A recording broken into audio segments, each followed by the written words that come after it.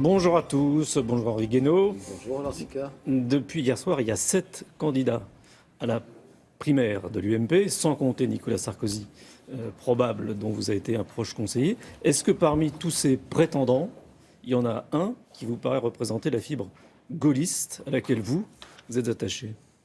Je veux dire que pour l'instant, je cherche la fibre gaulliste. Enfin, je cherche le gaullisme dans tout cela, à la fois dans la manière de se comporter, dans les projets, dans les programmes, enfin, pour tout dire, dans une certaine façon de faire de la politique.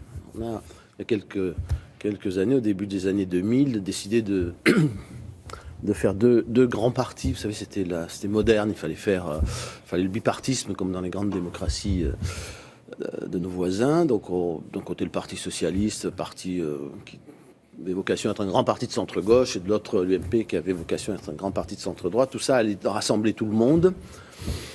Finalement, ça n'a pas rassemblé grand monde. Et surtout, ça... Je pense qu'à l'intérieur de ces grands cartels électoraux, plus personne n'est d'accord avec personne. Et en tout cas, ça n'a pas rassemblé les électeurs qui sont partis pour beaucoup ailleurs. Vous pensez qu'il faudrait refaire le RPR ?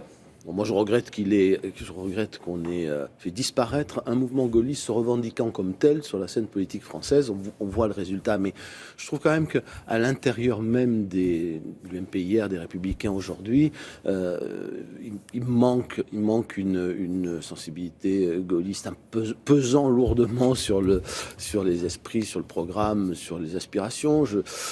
Et sur la façon de faire. Moi, si le rassemblement de la droite et du centre pouvait aller jusqu'au gaullisme, peut-être que nous aurions plus de choses à dire aux Français. J'observe en tout cas que depuis que le gaullisme en tant que tel, qui n'est pas une idéologie, on y reviendra si vous voulez, mais qui est une leçon de l'histoire, une leçon de l'histoire, une leçon morale et politique, depuis qu'il a été évacué de la scène politique, on voit bien qu'il manque quelque chose entre le Parti socialiste et ce qui reste du centrisme et puis le Front National. Voilà, on est revenu, c'était très intéressant. Ayant abandonné le comportement gaulliste ou gaullien en politique, on est revenu à quelque chose qui ressemble soit à la fin de la Troisième République, soit à la fin de la Quatrième République, comme je le disais au Conseil national, dans ces moments où les petits renoncements et les grandes lâchetés préparaient les grands naufrages. Voilà, nous sommes peut-être à la veille de grands naufrages. Regardez l'extraordinaire déconnexion entre le débat politique, à droite, à gauche, au centre, et puis l'état du monde, les désordres du monde. C'est comme s'il ne se passait rien. Il y a la guerre, l'Europe est en train de sombrer, la finance mondiale est de nouveau au bord du gouffre.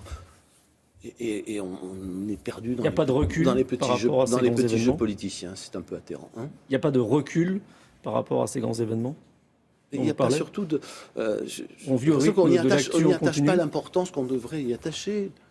Il n'y a pas de gravité, il n'y a pas de prise en compte. Le président de la République peut venir faire une intervention. Il nous parle de Notre-Dame-des-Landes avec un référendum pour régler différent entre deux ministres, vous vous rendez compte, et rien sur la crise financière, par exemple. Rien. Alors qu'encore une fois, on est au bord du gouffre. Il faut se souvenir de ce qui s'est passé la dernière fois que nous avons côtoyé à ce point les abîmes, c'est-à-dire en 2008. Donc il y a de quoi être inquiet. L'Europe se couvre de barbelés. Des millions de réfugiés s'apprêtent à se diriger vers l'Europe parce que la guerre au Moyen-Orient les chasse de chez eux et menace leur vie.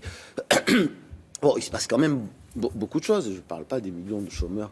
Mais je reviens à ce qu'on disait au début. La fibre gaulliste. Nicolas Sarkozy, aujourd'hui, il ne vous paraît pas gaulliste? Nicolas Sarkozy, il vient du mouvement gaulliste. Mais je trouve qu'il devrait un peu plus se souvenir de sa propre histoire et peut-être... un peu moins se retrouver écartelé entre les libéraux d'un côté, toutes les droites de l'autre. Dieu sait s'il y en a des droites. Vous savez, moi je me souviens d'une formule de Philippe Séguin. Il disait: le problème du mouvement gaulliste, c'est de savoir résister à sa droitisation, parce que la gauche n'avait pas été au rendez-vous du gaullisme en 58. Je crois qu'il avait raison. Il y a une espèce de confusion qui est entretenue par les médias, qui fait... C'est-à-dire que sous la pression du Front National, vous avez le sentiment qu'il y a une droitisation générale? Mais c'est pas de la droitisation. On confond la radicalisation des Français, de la société, parce que les problèmes sont aigus, parce que les souffrances sont grandes, parce que les déchirures sont considérables. On confond la radicalisation avec la droitisation. Mais le problème de la radicalisation, c'est qu'elle ne se reconnaît ni dans la droite, ni dans la gauche. Et que le Front National, c'est pas de la droite, il n'incarne pas la droitisation, il incarne tout autre chose, une espèce de révolte, de colère, de populisme.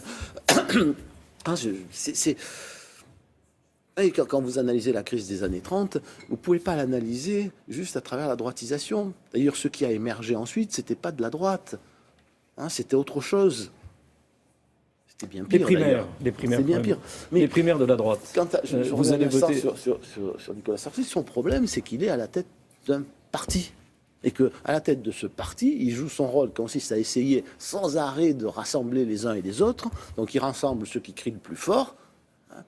Et on oublie parfois peut-être que le chef de l'État qu'il a été, le chef de l'État qu'il aspire à redevenir, doit s'élever au-dessus des partis, a fortiori des factions qui s'expriment ou qui s'affrontent à l'intérieur de son propre parti. Voilà, je pense, la réflexion, avec l'amitié profonde que je lui porte. Je pense qu'aujourd'hui, être chef de parti, de tir vers le bas, même si... il devrait quitter la présidence des Républicains. C'est à lui à voir. Moi, je pense qu'il n'aurait jamais dû en prendre la tête.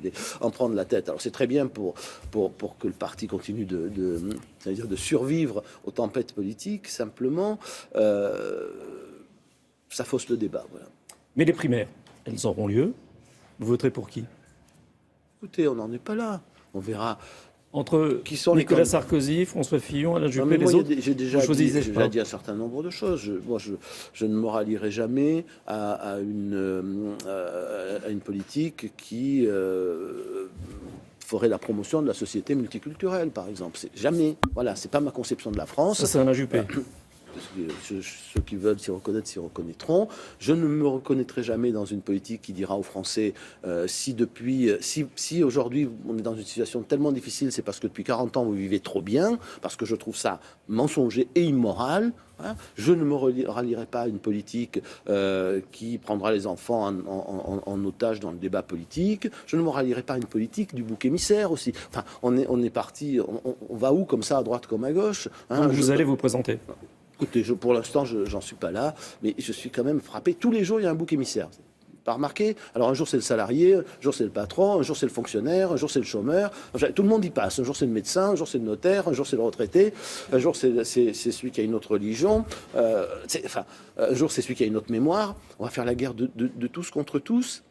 Voilà, moi je voudrais qu'à la veille de cette échéance extrêmement, tout à fait décisive que sera la présidentielle de 2017 dans les désordres du monde, chacun prenne soin de s'élever un peu au-dessus de la politique ordinaire et de la politique politicienne, par pitié. Merci, Henri Guénaud. Merci. William, c'est à vous. Merci, messieurs. On va dans